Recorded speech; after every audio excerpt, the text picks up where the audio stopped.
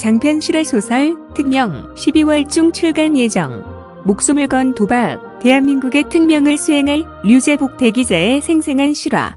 이유진 기자, 1950년 6.25 동란 후 1953년 7월 27일 남북휴전협정이 맺어진 40년 만에 최초로 1994년 7월 25일 다시 27일까지 2박 3일 동안 평양에서 남북정상회담 남한의 김영삼 대통령과 북한의 김일성 주석이 예정되었다. 그런데 1994년 7월 8일 김일성 주석이 돌연 심근경색으로 사망, 당시 83세, 2022년 일본의 아베 수상과 사망일이 같음하였다.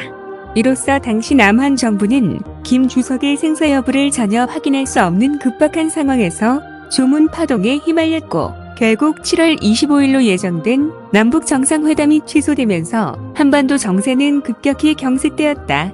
이러한 상황에서 당시 40대의 류제복 대기자, 현재 정경시사 포커스 발행인 통일원의 공식 방북 승인을 받지 못한 채 안기부와 정보사의 승인만 받고 한국 정부에 선택된 우회 공작원으로 김일성 시신을 확인하라는 특명을 받고 평양에 입성, 하나뿐인 목숨을 건 도박을 하였다.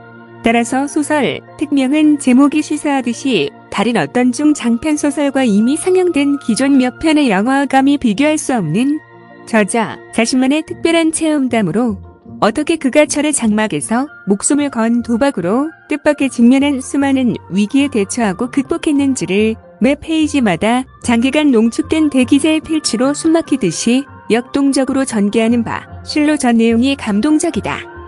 소설 특명에는 류제복 대기자가 북한 체류 중에 경험한 것들, 예를 들면 북한 비행기를 타고 국경을 넘어 평양에 도착한 것과 머물고 있던 호텔에 보위부 소속의 요원 2명이 찾아와 갑자기 권총을 겨누며 방북증을 보여달라, 안기부 요원이 아니냐고 추궁한 것.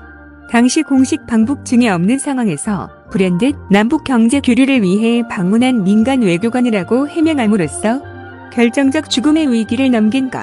안내원의 인도하에 직접 찾아가 본 김일성 시신이 안치된 금수산 태양기념공전 내부의 실상, 그곳 궁전 각 층마다 검은 정장 차림의 요원이 암호를 확인하는 등 삼엄한 경비, 안내에 따라 김일성 시신 주위를 시계 방향으로 돌며 8번 고개를 숙인 것. 그리고 당시 김 주석의 시신에 혹과 검버섯 등이 그대로 보존되어 마치 살아있는 사람과 같았다는 현장을 들려주고 있다.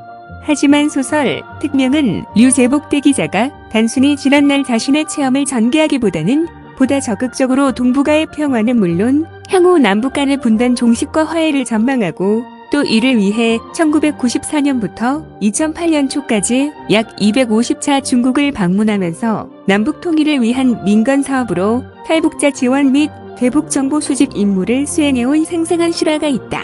류제복 실화 김기우, 역금 정경시사 포커스 발행, 정가 2만원.